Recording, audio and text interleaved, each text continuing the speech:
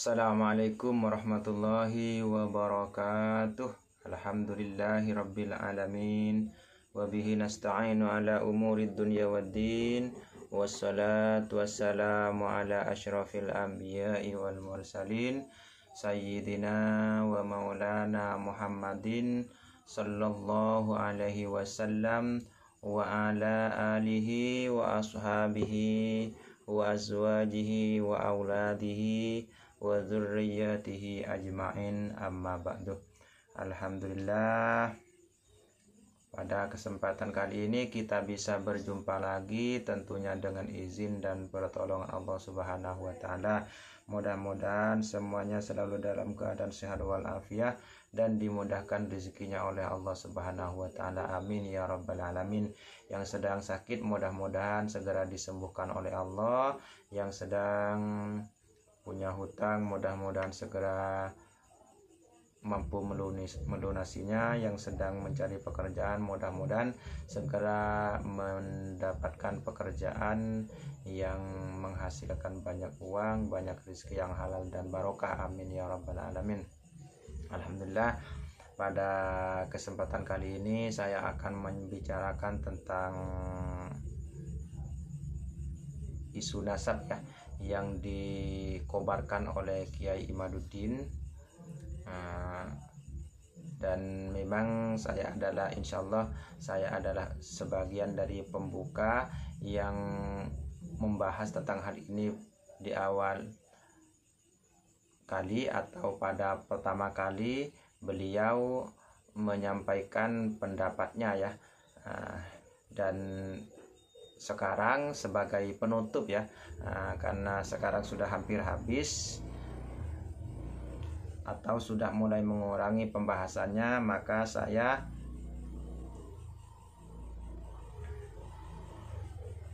hadir kembali untuk mengatakan atau membahas hal itu teman-teman ya. Tujuannya bukan untuk membesar-besarkan, akan tetapi untuk memberi batas kepada teman-teman semuanya supaya tidak terpengaruh teman-teman ya. Karena sesuatu yang sudah diyakini oleh para ulama sejak dahulu itu bukan tanpa arti dan bukan tanpa bukti teman-teman ya. Jadi bukan hanya sekedar tuduhan seperti yang dikobarkan atau diajarkan oleh Kiai Imaduddin teman-teman ya. Jadi setelah saya selidiki, sebenarnya sudah lama saya mengetahuinya, akan tetapi saya tidak punya waktu untuk mengatakan hal ini ya, karena memang saya sangat jarang sebenarnya kan untuk membahas sesuatu yang kurang bermanfaat untuk diri pribadi teman-teman ya, dan juga mungkin untuk orang lain teman-teman ya. Saya hanya pada awalnya hanya memberi batasan kepada teman-teman semuanya supaya tidak terpengaruh, dan saya sekarang juga akan mengatakan hal seperti itu teman-teman ya. Karena setelah saya ketahui sebagaimana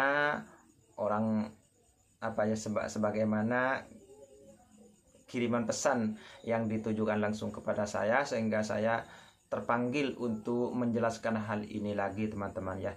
Ternyata yang mengompori Kiai Imaduddin itu adalah orang-orang Wahabi teman-teman ya, dan beliau sendiri sudah sudah mengikuti atau pindah jalur dari ahli sunnah wal jamaah menjadi orang Wahabi sebenarnya seperti itu. Walaupun tidak semua tingkah lakunya berperilaku Wahabi teman-teman ya, akan tetapi sudah seperti itu kenyataannya. Jadi walaupun beliau sekarang masih menjabat sebagian dari pengurus NU, namun hanya zahiriyahnya saja, sedangkan batiniyahnya beliau 100% ya, bahkan 1000% itu menentang NU sendiri teman-teman ya. Karena NU yang mengesahkan tentang nasab habaib ya, karena memang sudah turun menurun, bukan hanya kepercayaan, akan tetapi memang sudah bukti-bukti yang sudah nyata teman-teman, seperti yang sudah saya katakan pada video awal saya terdahulu, bahwa sebenarnya catatan nasab itu sebenarnya ada yang sezaman teman-teman ya, akan tetapi karena manfaatnya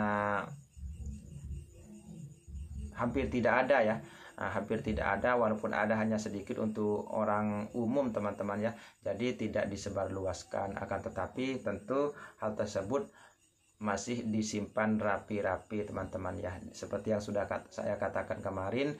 Namun sebagian sudah ditemukan oleh Gus Rumel sebagai penyelidik teman-teman ya. Jadi di sini saya katakan teman-teman semuanya supaya tidak terpengaruh dan supaya bisa membedakan mana yang hak dan mana yang batil. Tidak mungkin seorang Imaduddin ya, seorang Imaduddin itu lebih hebat ya, lebih hebat, lebih teliti, lebih canggih daripada Imam Ibnu Hajar, daripada imam-imam yang lain ya. Bahkan tidak pula lebih hebat, bahkan tidak menyamai dengan ulama-ulama NU yang sudah mendahulunya teman-teman, seperti itu ya, termasuk Imam Nawawi dan lain sebagainya. Jadi jangan pernah bermimpi bahwa Imaduddin itu adalah orang yang benar teman-teman ya, jangan pernah bermimpi.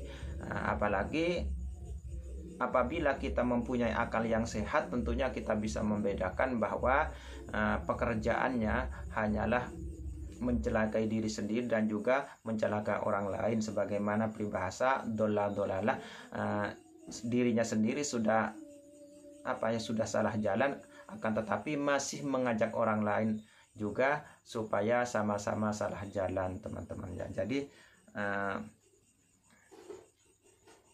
seperti itu teman-teman ya, bisa kita lihat dari berbagai ucapannya yang sebentar-sebentar menuduh orang lain sesat ya, yang sebentar-bentar menuduh orang lain bohong dan sebagainya teman-teman ya.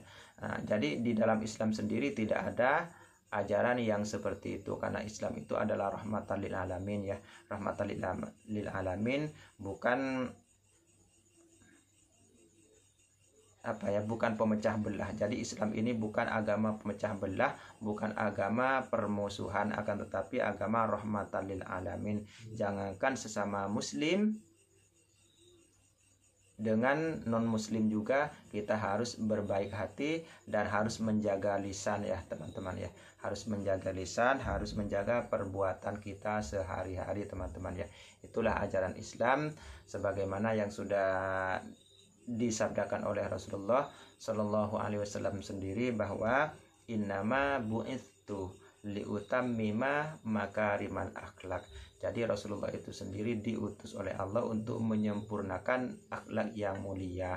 Jadi bagaimana mungkin seorang itu dikatakan punya berakhlak apabila mencela para ulama, apabila menjelek-jelekan para ulama terdahulu, bahkan bukan hanya itu, mendustai Rasulullah Shallallahu Alaihi Wasallam, berbagai sabdanya didustai ya teman-teman ya. Jadi itu adalah kesalahan yang luar biasa, apalagi ditambah dengan mencak-mencak di atas podium, itu bukanlah akhlak yang mulia teman-teman. Akan tetapi karena pendukungnya adalah alhamdulillah, karena pendukungnya para Wahabi ya, channel-channel yang mendukungnya makin banyak, akan tetapi hanya di media sosial teman-teman ya.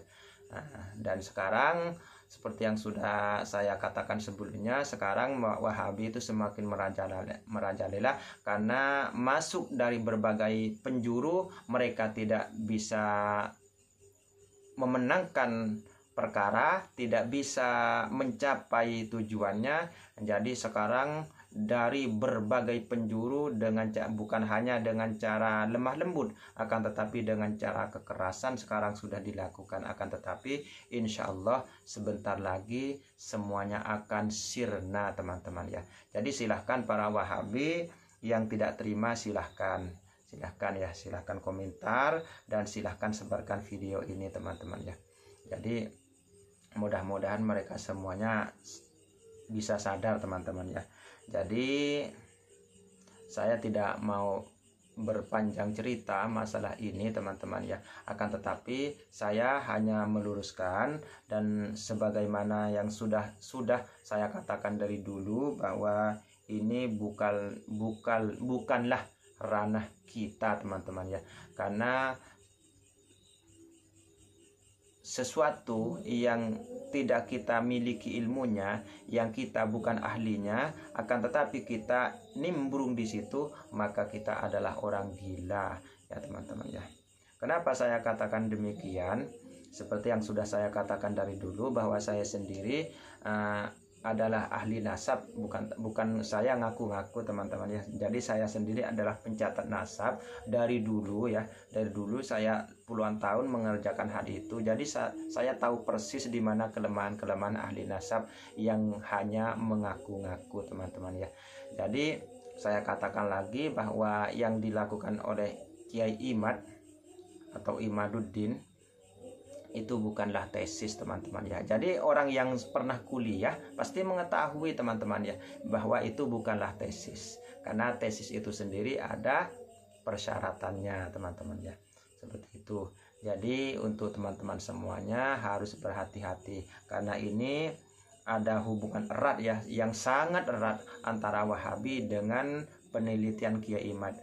Sebenarnya bukan penelitian teman-teman, yang paling pantas ya, yang paling pas itu bukan penelitian, namanya adalah tuduhan teman-teman ya. Karena beliau sendiri tidak pernah meneliti teman-teman, hanya yang dilakukan hanyalah tuduhan teman-teman ya, hanyalah tuduhan belaka tanpa dasar sama sekali. Makanya di awal-awal video saya pernah mengatakan, demi Allah ya, seandainya berhadapan dengan saya tidak akan pernah menggunakan satu kitab pun hanya untuk mematahkan pendapat Kiai Imad teman-teman ya. Saya tidak akan pernah menggunakan satu kitab pun hanya untuk mematahkan pendapat Kiai Imad teman-teman ya. Karena saya tahu persis masalah pernasaban teman-teman ya. Masalah pernasaban saya tahu persis. Makanya beliau sendiri tidak pernah berani berhadapan, apalagi dengan para ulama yang katanya sanggup bahkan menantang ya, selama berdebat selama 3 hari 3 malam. Akan tetapi tidak akan pernah terjadi. Jangankan kepada para ulama, dengan anak-anak yang baru belajar saya saja tidak akan pernah berani teman-teman ya. Karena dia sendiri tahu bahwa dia sendiri bukanlah peneliti, dia sendiri bukanlah ahli, akan tetapi hanya tuduhan. Nah, jadi dia sendiri sebenarnya tahu kepada kelemahannya sendiri, itu tahu teman-teman ya. Makanya hanya blunder di situ saja, tidak pernah mampu bertanggung jawab teman-teman ya. Jadi yang ada hanya membalikkan fakta teman-teman ya. Itulah seorang munafik. Nah, jadi teman-teman semuanya yang pernah mengaji, apabila teman-teman semuanya memang seorang muslim pasti tahu, karena ayatul munafiqi thalathun ya. Idza haddatsa kadzaba wa idza wa'ada akhlafa wa idza tumina khana. Jadi semua yang dikerjakan oleh Kiai Imad itu adalah kedustaan. Jadi dia sendiri adalah orang munafik ya, yang tidak pantas sebenarnya diberi gelar seorang ulama, apalagi seorang alim. Jadi tidak pantas dikatakan seorang alim, apalagi dikatakan seorang ulama, dan juga sebaliknya teman-teman, tidak pantas ya. Nah, karena yang diamalkan hanyalah ilmunya orang gila, dan yang ikut mendukungnya juga orang gila. Karena dalil-dalil dalam agama itu sudah pasti, sudah jelas bahwa orang munafik tanda-tandanya bagaimana, orang sombong tanda-tandanya bagaimana, semuanya sudah ada. Itu sudah ada ketentuan, sudah ada garis dari Rasulullah SAW sendiri, dan juga dari Allah Subhanahu wa Ta'ala. Jadi seperti itu teman-teman ya. Jadi teman-teman semuanya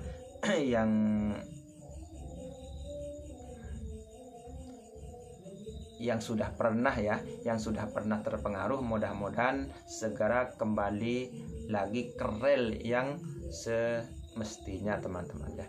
Karena memang para ulama terdahulu itu sesuai dengan yang difirmankan oleh Allah Subhanahu wa Ta'ala, bahwa sebenarnya hamba yang paling takut kepada Allah itu hanyalah para ulama teman-teman. Itu sudah digariskan dalam Al-Quran ya oleh Allah. Jadi para ulama itu tidak mungkin asal-asalan saja ya berpendapat, tidak mungkin asal-asalan mencatat. hanya Imaduddin saja yang asal-asalan, dan ya begitulah namanya orang sombong, namanya orang munafik, seperti itu pekerjaannya teman-teman. Dan saya pastikan dengan izin Allah tidak akan lama lagi sinar itu akan redup teman-teman ya. Tidak akan lama lagi. Nah, jadi silahkan saksikan oleh teman-teman sendirinya, makin lama makin tidak dihormati, makin lama makin tidak laku teman-teman ya. Silahkan diperhatikan temannya. Bahkan jika tidak berhenti dari pekerjaan mendustakan para ulama, membohong-bohongkan para ulama, menjelek-jelekkan para ulama, mendustai Rasulullah dengan sesuai yang sudah disabdakan oleh Rasulullah, mendustai para ulama-ulama terdahulu, silahkan kalau enggak percaya. Kalau tidak dihentikan, saya pastikan dengan izin Allah akan menjadi su'ul khotimah. Karena itu adalah salah satu tanda orang akan menjadi su'ul khotimah. Salah satu tanda apabila orang tersebut sudah berani kepada para ulama, sudah berani menjelek-jelekkan para ulama, maka itu adalah salah satu tanda bahwa orang itu akan menjadi su'ul khotimah. Apalagi dengan kesombongannya malah merasa lebih benar, merasa lebih hebat, merasa lebih mengetahui, padahal tidak punya sandaran sama sekali teman-teman. Seperti itu. Mudah-mudahan ini bermanfaat. Kurang lebihnya saya mohon maaf, dan saya akhiri sampai di sini. Wabillahi taufiq wal hidayah wal afu minkum. Wassalamualaikum warahmatullahi wabarakatuh.